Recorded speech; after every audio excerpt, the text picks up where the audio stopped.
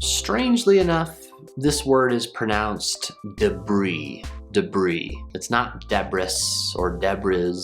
The S is completely silent, and the I sounds like a long E. Debris. We have two syllables, the first one being duh.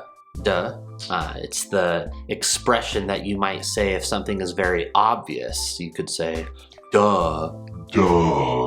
We start with the D sound and then go into the schwa sound, the lazy short U as I call it, duh. And then brie, like the cheese, brie, or the beginning of the word breeze. We have b, and that B sound is blended with the R sound, bruh.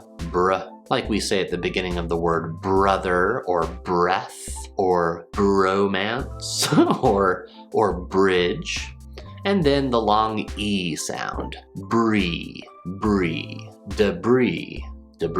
The more I say the word debris, the crazier it sounds to me. Do you use the word debris often? I don't think I use it all that much. Let me know in the comments.